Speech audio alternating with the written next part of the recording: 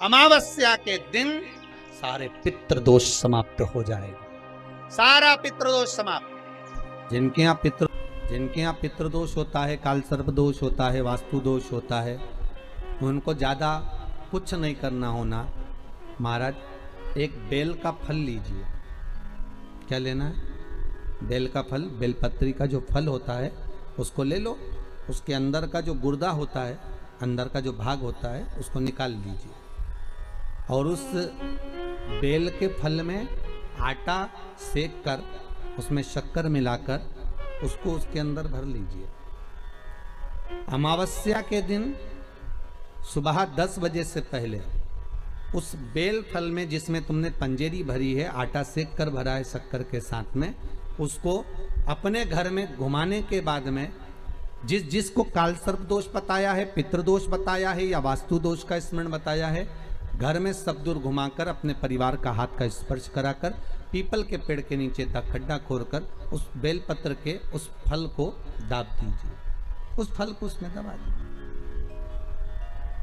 महाराज केवल एक अमावस्या करना रहता है, पितरों के दोष से मुक्ति मिलती है और हमारे घर के कार्य सफल होना प्रारंभ हो जाते हैं।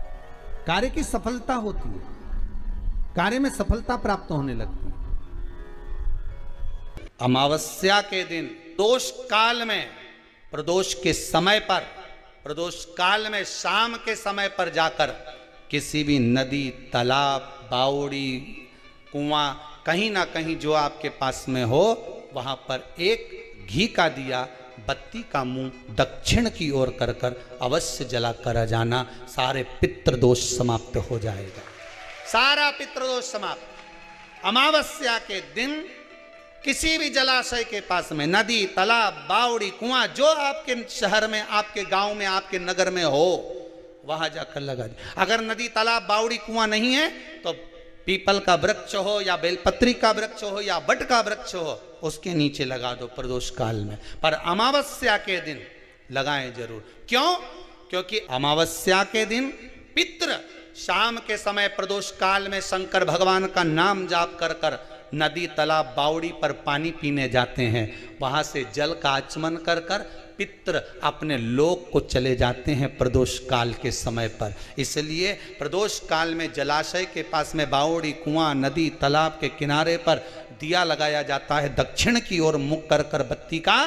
तो पितृ आशीर्वाद देते हुए जाते हैं कि फलो फूलो, आगे बढ़ो, उन्नति करो, तरक्की करो। ये पितरों का आशीर्वाद रहता है, पितरों का वर रहता है। आप देंगे उसको मिलेगा।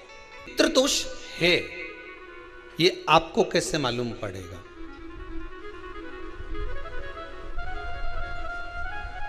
पितृ भूखे हैं, इसका तो वर्णन हमने पहले कर दिया कि रात्रि को जब आप सोने के बाद में 1-1.5 घंटे बाद अगर आपकी नींद खुल जाए, 1 घंटा 1.5 घंटा आप सो लिए, उसके बाद जो नींद खुली तो 1-1.5 घंटे तक अगर आपको नींद नहीं आ रही है, रात्रि को सोने के बाद में 1 घंटे बाद जब उठे तो आपको प्यास लग गई,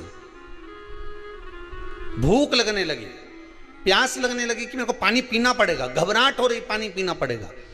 1-1.5 घंटे सोने के बाद अचानक नींद खुले और आपको प्यास लगे, समझ लेना आपके पितृ भूखे हैं और प्यासे हैं, भूखे और प्यासे हैं, उनको जल की जरूरत है। किसी भी नदी में, सरोवर में, कुंड में, बावड़ी में, तालाब में, आप तीर्थ में जाकर जब स्नान करते हैं तो स्नान करने के बाद एक काम का नियम बना लो कि अपने हाथ की अंजलि में जल लेकर अपने पूर्वजों को देना है। प्यासे रहते हैं, भाग मांगते हैं, प्राप्त करना। 3 वृक्ष पितरों के तुल्य हैं। पहला पीपल, दूसरा बट वृक्ष, तीसरा बेलपत्र का वृक्ष। ये पितरों के तुल्य हैं। अगर आपको रात्रि में नींद नहीं आ रही है, ऐसा लगता है कि रात्रि को 1 घंटा 1.5 घंटा सोने के बाद कुछ गलत गलत विचार आने लगते हैं, नींद सुबह 3 बजे तक, 4 बजे तक नहीं आती, 4 बजे के बाद फिर नींद आती है, तो एक प्रैक्टिकल जरूर कर कर देखना। एक प्रैक्टिकल करने में क्या जाता है, प्रयास करने में क्या कुछ जाता है क्या? प्रैक्टिकल कर कर देखना कि कहीं सियोर वाला महाराज झूठ तो नहीं बोल रहा, तो प्रैक्टिकल करने में कुछ नहीं जाए। 1 लोटा पानी लो, उसमें थोड़ा सा कच्चा दूध डाल लीजिए। पत्री का पेड़ या पीपल का पेड़ या बट का पेड़, इन पेड़ के नीचे ले जाकर उस दूध को दोपहर में सुबह 10 बजे से लेकर 12 बजे के बीच में ले जाकर चढ़ा दीजिए। रात्रि को फिर ना आपको प्यास लगेगी ना भूख लगेगी, नींद एक बार लगी तो सुबह ही खुलेगी। प्रैक्टिकल करने में क्या जाता है? पानी डालने में तुम्हारा कुछ जाएगा? अरे बोलो तो सरी, प्रैक्टिकल करने में क्या जाता है? कुछ भी नहीं बिगड़ेगा। ये तो बस जल डालोगे तुम्हारा ही कुछ अच्छा हो सकता है, बाबा की कृपा। 3 वृक्ष पितरों के तुल्य हैं। पहला जम के बोलिए पीपल, दूसरा बट वृक्ष, तीसरा बेलपत्री का वृक्ष। 3 पीपल के वृक्ष में 52,000 ब्राह्मण एक साथ निवास करते हैं, इसलिए पितृतुल्य है। बट वृक्ष ब्रह्मा जी के मस्तक से बना, इसलिए पितृतुल्य है। और बेलपत्री का वृक्ष माता पार्वती जी के अश्रु से बना। जब आंसू गिरे थे माता जगत जननी जगदम्बा पार्वती के, उस समय पर पितृलोक में हलचल उत्पन्न हो गई थी। हमारी नातिन की आंख में आंसू कैसे आ गए? मैनावती की पुत्री है।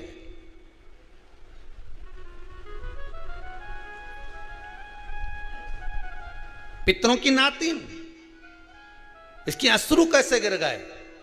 पार्वती जी ने कहा ये आंसू नहीं, मेरा पुण्य भाग प्रकट करती हूं बेलपत्री के रूप में। तो पितरों ने वर दिया था कि ये बेलपत्री का वृक्ष हमारा आशीर्वाद है, इसके नीचे अगर कोई दीप लगाता है, शिव को स्पर्श कर चढ़ाता है, उसके पितरों की शांति होगी। हम स्वयं उसको आशीर्वाद देने के लिए पधारेंगे। बेलपत्र का वृक्ष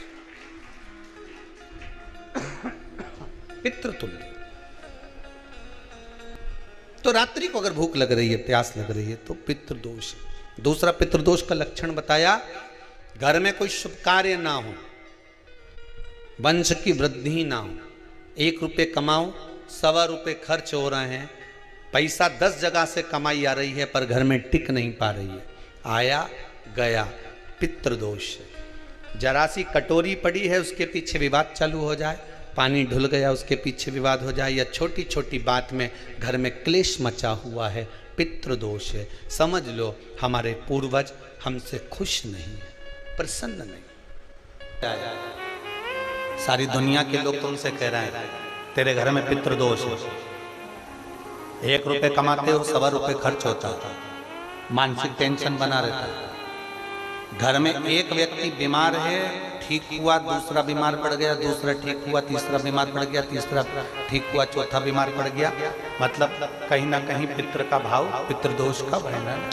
किसी ने कहा तुमसे कि तेरे यहाँ पितृदोष है, तूने ब्राह्मण को भोजन करा दिया, पिंडदान करा दिया, तर्पण करा दिया, तिलांजलि करा दी, गया जी का श्राद्ध कर दिया, हरिद्वार चली गई, वहां पिंडदान करवा दिया, ब्राह्मण भोज करवा दिया, तिथि पर भोजन करवा दिया, सब कुछ करवा के देते। अब एक काम और करके देख लो, एक काम और करके देख लो। जब तुम घर में भगवान शंकर की आरती, तुम्हारे घर में शंकर जी का शिवलिंग है, भले काय का भी हो, छोटा सा, भले सियोर का कंकर शंकर हो, नर्मदा का कंकर हो, चाहे शंकर पारक के हो, पीतल के हो, स्टील के हो, लकड़ी के हो, जिसके भी हो, लोहे के हो, पाषाण के हो, जिसके भी हो, शंकर का शिवलिंग अगर हमारे घर में है और आप रोज प्रतिदिन भगवान की आरती करते हो, प्रतिदिन, और आपको लग रहा है कि मेरे यहाँ तकलीफ चल रही है, ये ठीक ही नहीं हो रही, लगभग 1.5 महीना आप कम से कम 45 दिन, 1.5 महीने के करीब में ऐसा प्रयास करना कि भगवान की आरती, शंकर भगवान के शिवलिंग की आरती करने के बाद उस दिए को भगवान के सामने मत रखो, उस दिए को उठाकर जहां तुम पानी का मटका रखते हो, हंडा रखते हो, जिससे तुम पानी पीते हो, तुम्हारे रसोई घर में जो पानी का मटका, हंडा, बाल्टी, आरओ का पानी जिस मटके में गिरता है, हंडे में गिरता है, जिसको हमारे यहाँ पितरों का स्थान कहते हैं, उस स्थान पर, उस मटके के पास में, उस हंडे के पास में, उस बाल्टी के पास में, जहां रसोई घर में पानी रखते हो, उस रसोई घर में पानी जहां रखते हो, उसके पास में उस दिए को भगवान के सामने नहीं रखना। आरती उतारने के बाद उस दिए को ले जाके सीधे परिंडे के पास में, उस हंडे के पास में, मटके के पास में उसको रखो। केवल 1.5 महीना कर कर देखना। 1.5 महीने के बाद तुम्हें मालूम पड़ेगा कि हम वापिस उन्नति की सीढ़ी पर चढ़ना प्रारंभ कर दिए, हमें फल मिलना चाहिए। अब तुम्हें ना कहीं जाना है, ना कहीं आना है, ना कोई खर्चा है। खर्चा है क्या?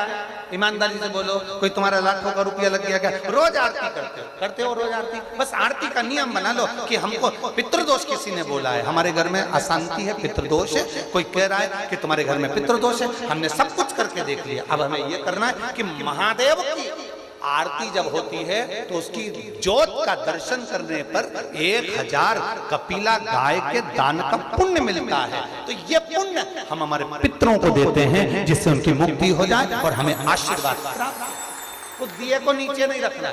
आरती उतारने के बाद आरती पूरी हो जाए तब उस दिए को ले जाकर, जब आप ले जाकर उसको रखें तब उस स्थान पर रखें जहां पितरों का स्थान।